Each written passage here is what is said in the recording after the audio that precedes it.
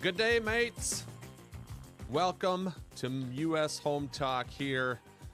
I had to switch it to good day because being that we are now U.S. Home Talk instead of Minnesota Home Talk, we span all time zones, and it's still the morning for some people on the West Coast. You know what? I like it. I like where your head's at today, Overson. So I went with the Australian accent. It was very poor accent, but I went with the Australian accent and said, good day, mates, instead of good morning. It's pretty good. Afternoon. Did you ride your kangaroo into work today? I did not today. Yep. I don't know. Are you allowed to have kangaroos as pets? Oh, yeah. In Minnesota? Yeah, as long as nobody knows about it. Oh, okay. I'll add that to my Christmas list, see if Santa brings me one this year. Have you guys seen the kangaroo viral video where there's a kangaroo and he's got the rancher's dog in like a headlock? No, and then the rancher gets the dog from the kangaroo, and then the two start. The rancher has to punch the kangaroo. They start like boxing each other. No, but now real? I'm gonna have to add it to my list of stuff I gotta watch. It is real. Today. Yeah, yep. The kangaroo's got this headlock on the dog, and the dog's squealing, and the rancher comes running off, chasing the kangaroo dog down, and then the kangaroo puts his fists up, and a rancher slugs them. Nice. So there's a video like that. There was a salmon company that canned salmon and stuff like over in England that made a commercial where a bear is grabbing salmon out of the stream, and so the fisherman comes down and basically fights this bear. So they actually have a boxing match. So the bear's like swinging punches at him and stuff. It's actually hilarious. Well, you guys will have to add that to your list to watch later, but yeah, good stuff. I love it. All right. So who are we? We talk about weird animal videos from YouTube, and we also talk real estate and mortgages and credit repair. We cover everything real estate on this show. U.S. Home Talk is our name. We're live here every Wednesday at noon Central. So if you're on the West Coast, that's 10 a.m. If you're on the East Coast, that is 1 p.m. for you guys out there. We're going to discuss anything and everything real estate. We're going to take your calls during our show and answer those questions. We're going to answer any questions that came in from the week. And then we're going to cover some current events in the real estate world as well. Our hotline, 612-234-7585. You can call that number during our show. We'll take your questions live. Again, 612-234-7585. That's also our real estate hotline number that I mentioned.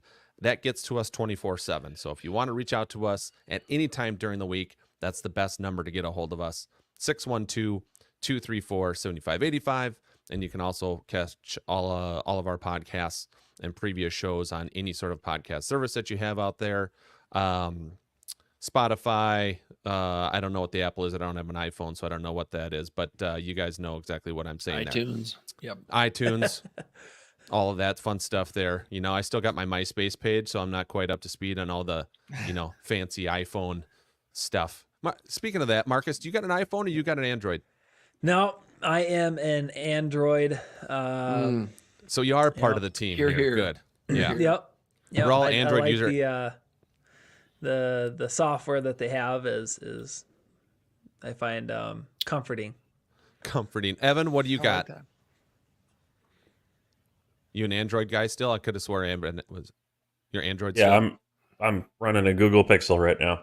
Nice. That's the one I'm looking to. I've been interested in that Google phone. It looks like it's a pretty sweet one.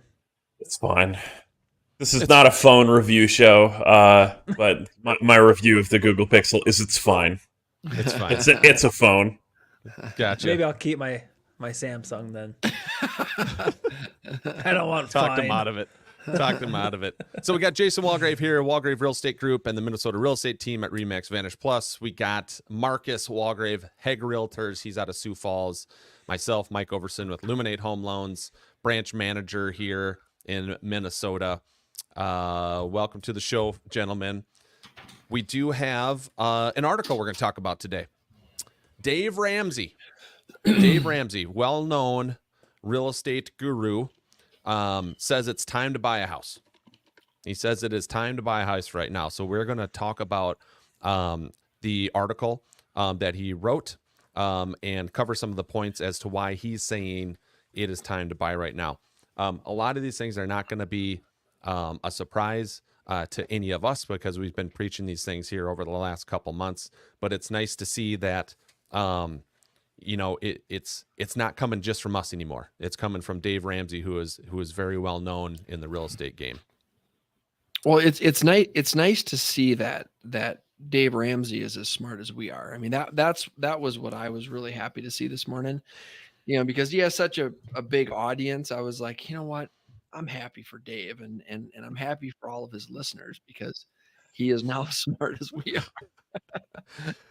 Do you think we could get Dave on our show? What if we can reach out to him and get Dave Ramsey on our show? Maybe. Yeah. Marcus. Yeah. Give Got some him money? some money. I'm sure he'll Give show. him some money. Yeah. We'll see. 10 We grand might an have hour. to. I might have to look into that.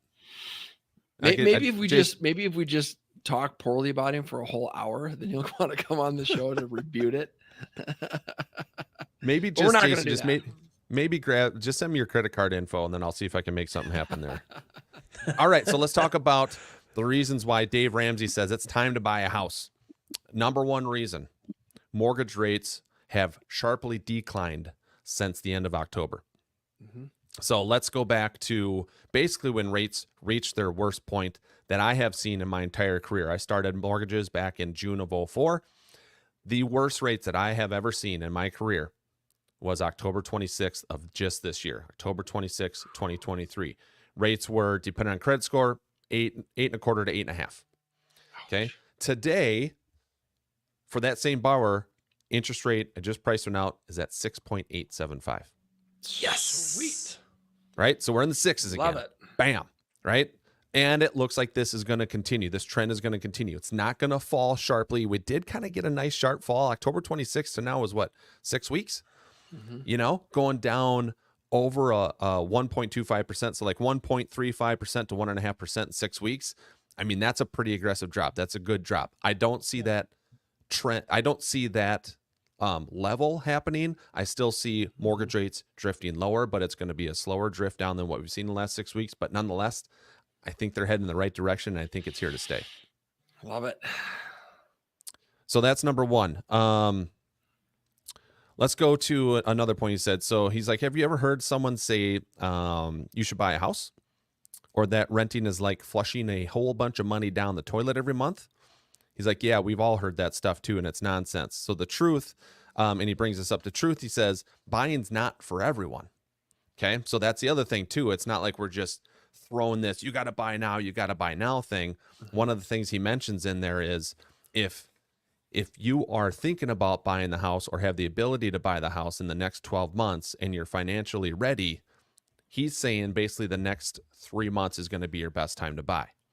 Now, if you're not ready to buy a house, that is completely fine, right? He says right in here, owning a house is not for everyone. But if you are in a financial position to where you are financially ready, now's the time to move. Mm-hmm. Yeah, I would agree with that. And we've been talking about that, like you said, Mike, for the last 2 months.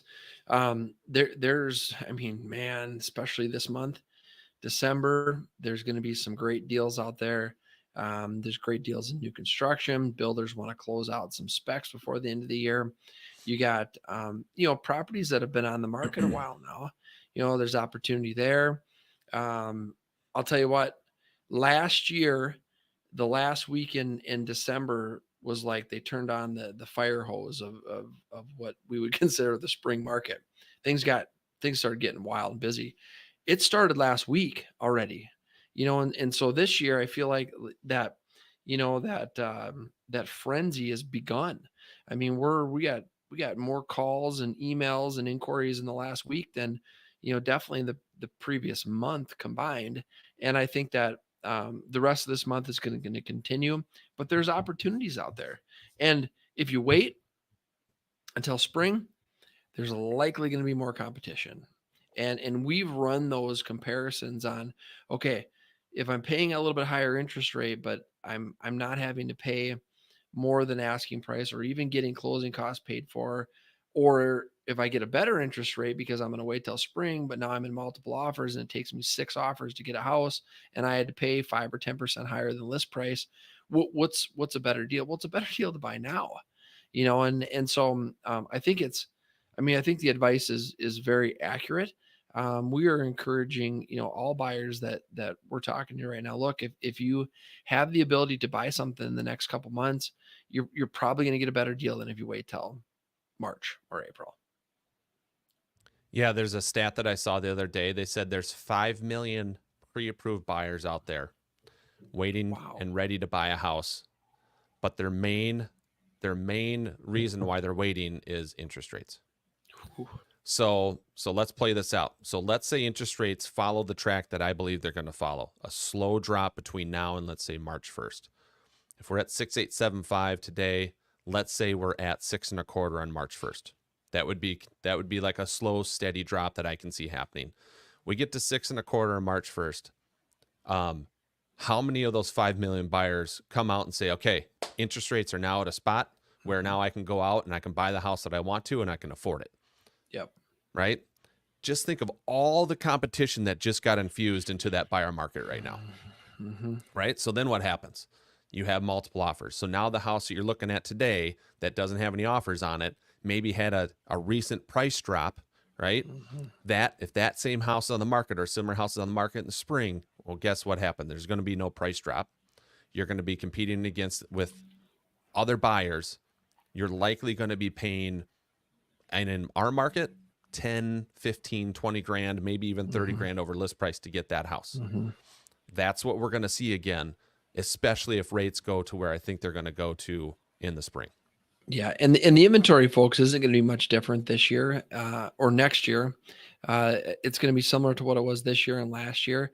We had an agent in our office. She was able to secure a home for her buyer a couple weeks ago, 25% less than asking price. 25% less than asking price. Dang.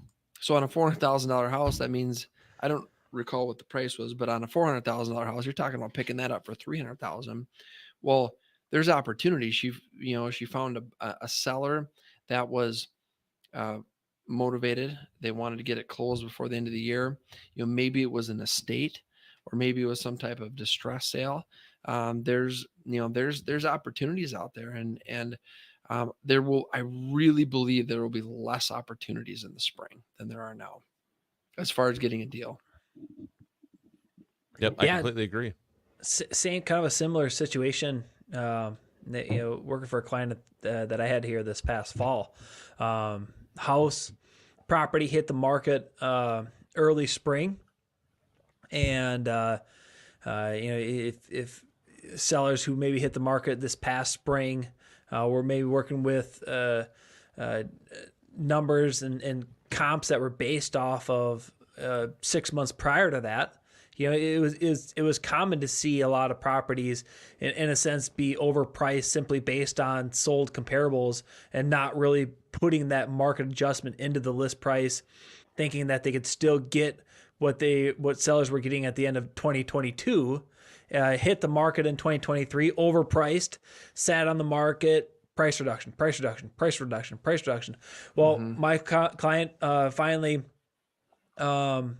it came across it. It was finally price reduced to a price that was seemed attractive and fair, and we got the appraisal back a couple weeks before closing, and we're talking tens of thousands of dollars higher on that appraised value than what the individual purchased for. So kind of a similar situation where, this individual was able to close on their property and had instant equity, simply because that seller just was in that position of came out of the gates way overpriced for what the market was tolerating at that time, and then through the the concerns of like, why is this property not selling, and why is there so many price reductions? There must be something wrong with it, and then that finally got it to a price that was, the appraisal obviously saw that it was purchased for under its worth, under its value. So and that we could still see that here in the next couple months. Yeah, for sure. If you're looking for a deal, any sort of deal on a house, I truly believe you gotta buy, and you gotta get closed up. You at least get under contract by probably like early to mid February, maybe late February at the latest. We get into March, it's going to be a different animal, and we all know that. We've seen that. We've all been in the industry long enough where we're going to see that frenzy. Here's the other thing that people don't think about, right? I was talking about the infusion of all these buyers coming in when rates hit a certain point. How many rental leases end in those spring months? Right? So people usually sign a year lease, right? Most of the time, especially up here in the upper Midwest, management companies, they don't do lease end dates in the winter because it's harder to fill those spots with new leasees coming in the winter, right? Yep. So they sign their leases and they set up their leases. So those leases end in April, May, June, July, somewhere in there, right? Because then now that unit becomes available, it's a lot easier to find a renter and move them in there in the summertime versus the winter. So now you have leases that are going to be ending for renters who aren't in the market yet, right? They're not pre-approved, but they're going to be coming into the market as buyers when their lease ends, because when the lease ends, they have two options. Do I sign another 12-month lease, or do I look at buying a house? Yep. How many of those renters, what percentage of those renters are going to say, you know what, I'm going to start looking for a house? And that just infuses more buyers into our market at that point. Yeah, that's a great point, Mike. I think, and that's true. I mean, most landlords, most property owners in the Midwest, they do their best to avoid winter move outs. And so they want those leases to go from, spring to spring, summer to summer, maybe fall to fall, but really focused on that springtime. I think the majority of them are. And I mean, that's a great point. You think about how many additional first time home buyers are, they're saying, hey, my lease is up, which is in the spring, time to buy, man, because the rates are good, and they're going to probably get even a little better by the spring. And so just additional competition. More competition means more potential offers, multiple offers, better terms for the seller, meaning, or if you're a buyer, can you even do an inspection, or do you have to forego that to win the deal? I mean, it's going to be, spring is going to be nuts. Yes. With that being said, I think something that's worth noting for our renters out there, people who are renting right now and looking to buy, make sure you're familiar with the terms of your lease contract. A lot of them aren't going to allow you to do an early termination. You may need to simply satisfy the agreement that you have signed. But having that conversation with somebody like Mike and saying, Mike, my lease goes until July. I don't really want to make multiple payments, but I have the cash reserves for it. What does this look like? Talking to Jason or talking to myself as a realtor, it's like, okay, well, if you can get in that home here in January, you might be able to purchase it for, 10% less than what you would if you got into a bidding war come April. So then it's like, okay, well, you get into now, it might cost you a couple extra months of double payments, but you might be able to save 10, 20, 30 grand on it without having to compete with anybody. So there's don't be discouraged if you do have to satisfy your full lease agreement. Just make sure you just run the numbers and where you're sitting. So and then make the financial decision. Can you do it? Do you want to do it? Don't just chalk it up, be like, oh, lease ends July, 30 days in July? July 30th, I'm gonna have to wait until April before I start house hunting. It's like, well, run the numbers first. and to see, maybe you do have to wait till April. Maybe you don't have to. Maybe you can start now in December and get a good deal and just have to eat a couple double payments for a couple months. Well, and Marcus, that's a great point. We've got a couple offers that came in this week on two of our listings. One is an off-market listing. That particular seller, they don't have the ability to move until May because they're building another property. The offer came in with a May 1st closing date. We got another house. It's an existing home. This particular buyer, they weren't going to make an offer because they were like, you know what, our lease isn't up until end of April. And we thought we would potentially do the buyout or the lease buyout, but we don't want to do it. And so we encouraged them. We said, just make the offer. So they made the offer. Another May 1st closing date. Offers just coming in this week. May 1st closing date. Seller's like, yeah, that's no problem. We'll wait till May 1st.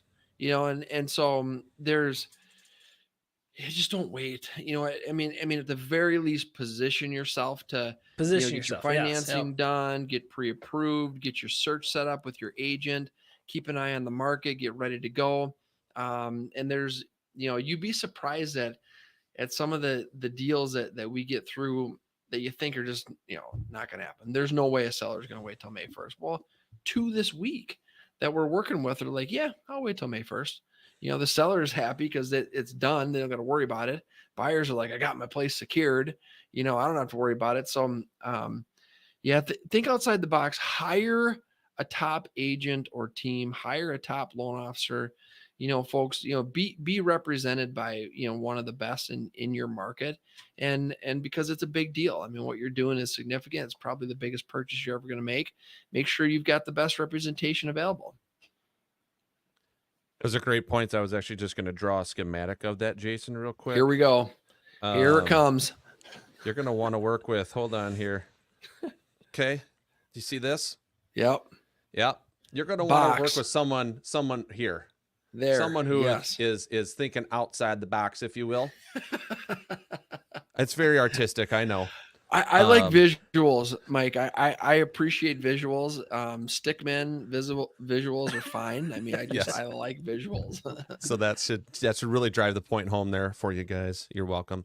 All right, so let's keep on going on here. So another point that Dave Ramsey made in his article was be ready for closing costs, right? So we're going to talk about down payments here in a little bit, but be ready for closing costs.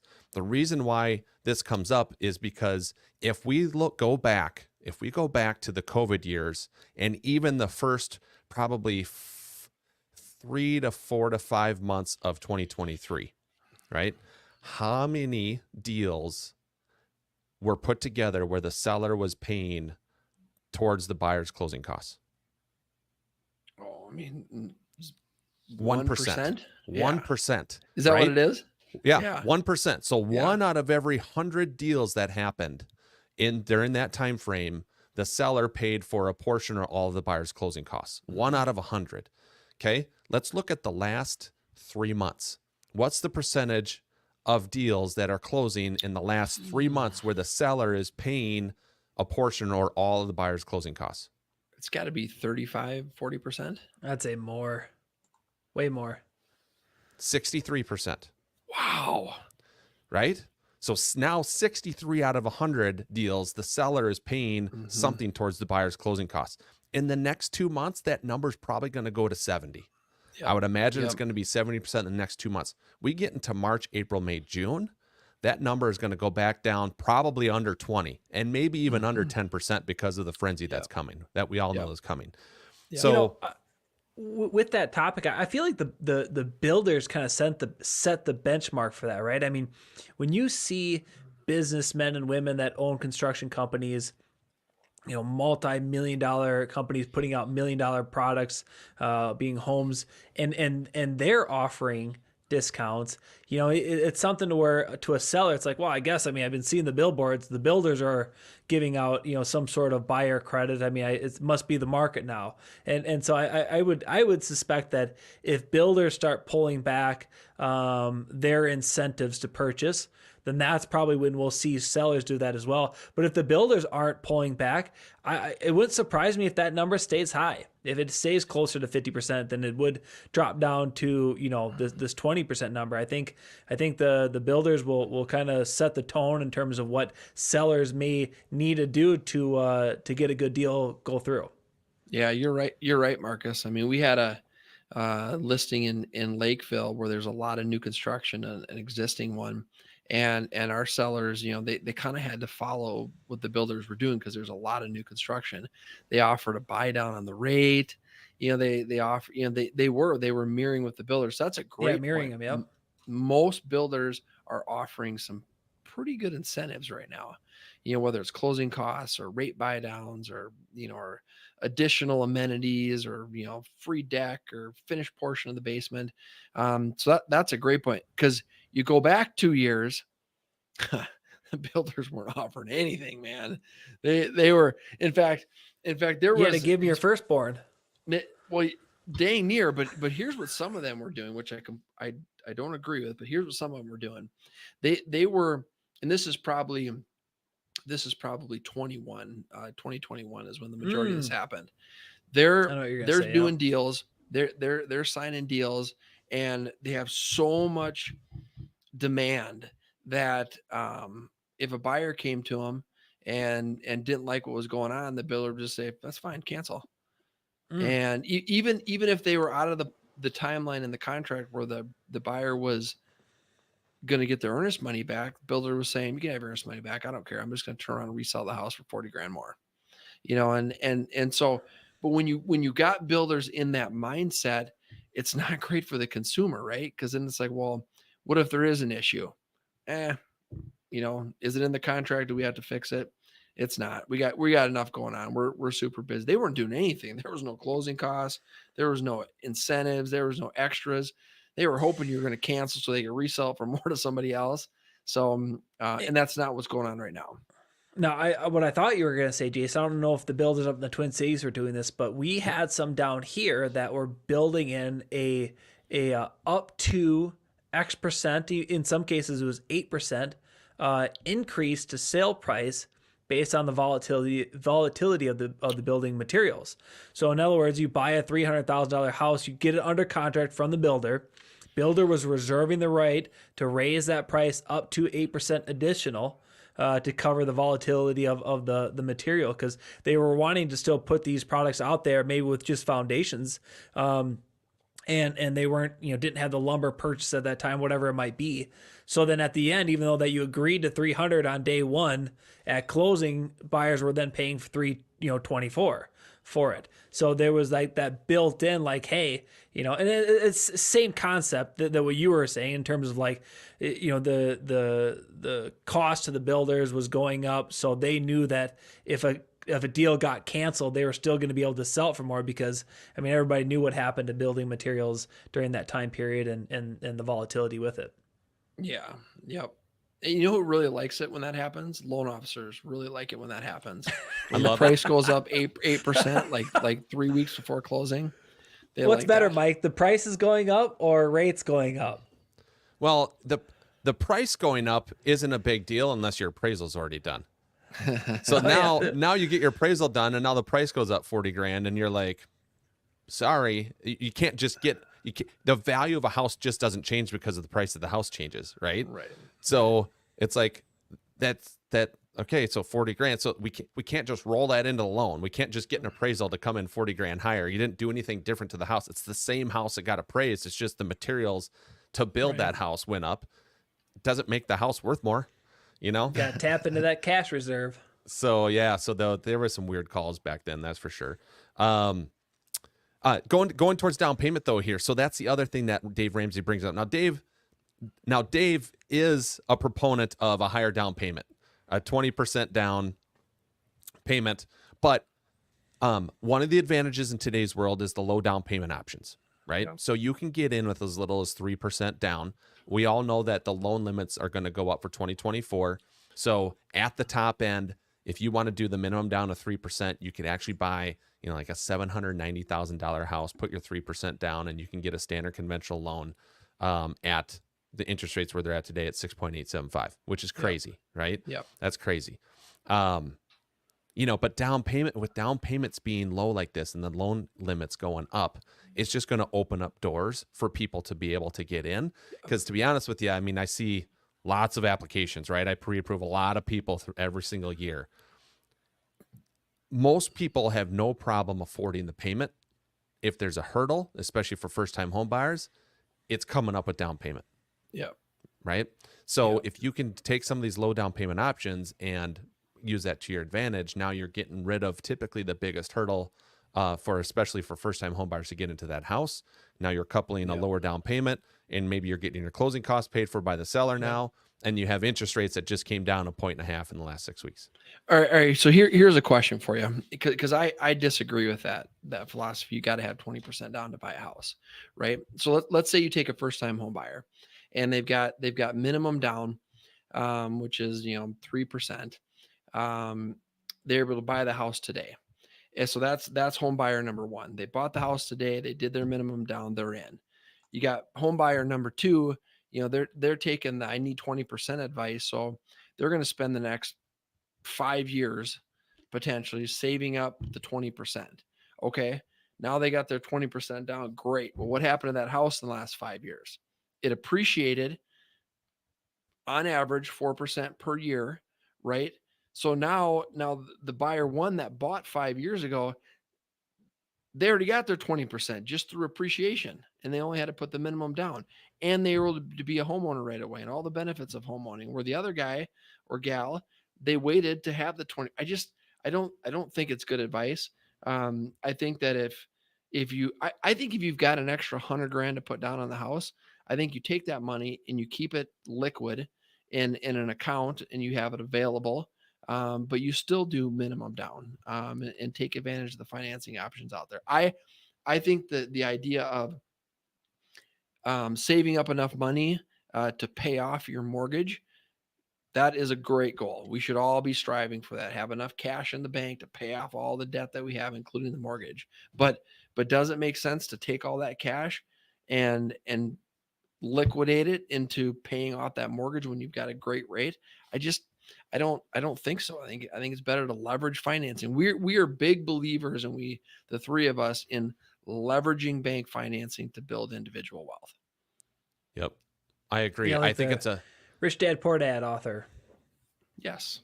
Kind of taking more of that approach instead of being so focused of this debt-free lifestyle. Leveraging is can be very, very beneficial for a lot of people. I think it's affordability. I think it's your comfort level, right? So if you have, let's say you do have the 20% to put down. Okay, I'm going to go buy a house, $400,000 price range. I have the 20% to put down. Do you put the 20% down? Maybe only if you need to put the 20% down to get to your payment that is at a comfortable level. If you can put 10% down and your payment's at a comfortable level, I would recommend that, because now you have cash reserves to fall back on. You can leverage bank financing. The cost of mortgage insurance, especially if you have good credit scores, is cheap. So I just did a $400,000 purchase with 5% down yesterday. Guess how much the mortgage insurance was on a monthly basis on that? So $90. Loan amount was $380,000. $90. Marcus, want to guess? No. Evan, do you want to guess? 5% down, $380,000 loan amount. I'm going to say like $1,000. A month? Oh, a month. I thought you meant a year. No. Yeah. No, I'm like, yes, 60, 70 bucks. About $90 then, yeah. Yeah, it was $43. Whoa. It's $43 for that client. Now, credit score comes into play, debt to income ratio comes into play, down payment amount. So all that comes into play is $43 a month on a $380,000 loan amount. Super affordable, super cheap. Yes. One of the misconceptions out there, is I need 20% down to buy a house. You don't. Most people don't put that much down, to be honest with you. And the second biggest misconception is, mortgage insurance is going to run me like a couple $100 a month at least. Yeah. It's not. No. It's not. It's $43 in this scenario on a $400,000 purchase, which is 5% down. Yeah. I love it. Great example. Great example. So that's everything in the article they spoke about. I don't know if you guys got other thoughts. That's about all I got to talk about today, though. Well, Marcus. No, I was just gonna say. I mean, even a couple months ago, I never shared this with you guys. I apologize, but there was, let's see here, it was this October 2nd, thestreet.com. Dave Ramsey was talking about now is a time to buy a house, and he was referencing, in that, he was quoted saying, yeah, you likely are going to have to pay more for a house today than you did a couple months ago, but rates are going to go up, and so are the value of homes here in the upcoming months and years as well. So that's why it just makes sense to do it now. And if rates do go down, then you can just dump that mortgage and get into the lower rate. And that's something kind of, Mike, where you've always made the comment, hey, you're marrying the house, not the rate. And so it's just interesting to see. I mean, obviously, he was right with the value of homes are still going up. I think he got that one correct from a couple months ago. But from this, just 2 months later, I mean, we've already seen rates go down. I mean, a lot of that has to do with the Federal Reserve saying that they're getting close to their inflation rate. The projected, they want to be right at 2.0, and we're at 2.5. Things are starting to cool down with that. And there's even some chatter of some rates being rates being declined next year, having maybe some rate cuts next year to have this soft landing type of recession, maybe even to avoid one entirely. Mike, I know you have seen this, when the Federal Reserve cuts rates, typically what happens to the mortgage rates? The immediate reaction is they go up. Yeah. But like they go up because the market gets excited and the stock goes up, but then it does one of these. Yeah. So it does one of these, and then it goes boop.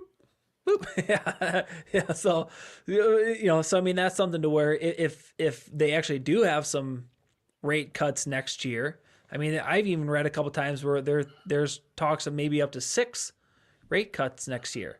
I mean, I wouldn't plan on seeing them doing, quarter cuts, maybe eighth cuts or something of that nature. But, I think there's a good chance that we may keep these mortgage rates where they're at, or there's even probably a good chance that they're going to come back down. Inflation's going to be that's going to be the wild card. I think, if inflation starts getting hot again, then we probably have to get back into the 7s and low 8s for mortgage rates and try to tame that beast. 5.5. That's what I'm predicting. Yeah, rates, 5.5 in the spring. My guy that I follow as far as mortgage-backed securities and stuff goes, he's saying that 4 cuts, 0.5% each next year by the feds. Whoa, that's crazy. That's what he said. Ooh. And he's like, they have, there's like a chart of like the percent probability of that happening, and it was based on their metrics, whatever metrics they used, right? That's way beyond my skill set of that, but anyway, based on their metrics, it was the lowest was 76%, and the highest was 98% of each one happening. I don't understand how that could be possible. I mean, it's like if that is what happens, I mean, then in my opinion, it means that we're going to be in a pretty, a pretty decent recession if they have to get that aggressive with it. Yeah. Which is going to drive rates down. If that happens, I mean, we're going to be hitting rates somewhere in the 5s well before I predicted that they were going to hit that. And then just wait till you see it. Like the analogy I used the other day is like Valley Fair is an amusement park up here in Minnesota. We obviously all know Valley Fair, but some of the listeners might not, right? When do people want to go to Valley Fair? They want to go there when it's 80 degrees and not humid, right? Right? That's the 5.5% interest rate, right? A lot of people, that number is like, yeah, the national surveys are done. Rates hit 5.5%. That's when I'm going to buy, right? Right. So what happens in Minnesota when we hit 80 degrees with no humidity? Everyone goes to Valley Fair. Party. And the line for Wild Thing is 4 hours deep. You're waiting 4 hours to get on Wild Thing. Right? Yeah. That's what's going to happen if we get rates, especially if we get rates somewhere in the 5s in the spring. That's what's going to happen. Well, what do you think's going to happen to home prices then when you have a 4-hour line for a roller coaster ride type of line lined up? Can you pay more to get to the front of the line? Oh yeah, fast pass. Oh, well, there you go. You're going to pay more, right? If people pay are going to more, start you're buying gonna pay fast more. pass, they're going to pay more, because they don't want to wait. So they're going to pay a little more and get on that ride right away. So when I go to Valley Fair, I go to Valley Fair when it's cold or when it's hot. Yeah. Lines are lower, light shorter. You get a better deal, right? You get a better deal out there. You can get a wild thing. You probably ride that thing 6-7 times in a 4-hour time period versus once. You just got to go out there when school is still in session. That's the real secret. Yeah. The when all the high schoolers are still in class, there's like no lines. It's amazing. Yeah. You go weekdays right when it opens, and you just literally run from ride to ride to ride. You're in and out 2 hours, the whole park. That's what real estate's going to. We're teaching real estate through amusement parks. This is the time when it's too hot, it's too cold, or the kids are back in school where you can ride all the rides in 2 hours for real estate. Yeah. Woo! So if you want a chaperone to get you on these rides, you got to give your realtors a call. That's right. Mm-hmm. Let's go. Get there. Get on. Nice. Well, as we come to a end to our show this week, we thank everyone for listening to us. We thank everyone for reaching out to us during the week. You can find us anywhere and everywhere you watch your podcasts, or you can find us at our website, which is ushometalk.com. We're here to help with all of your real estate and financing needs here in Minnesota, South Dakota, and the entire United States. This is Mike Overson with Luminate Home Loans. We'll see you later.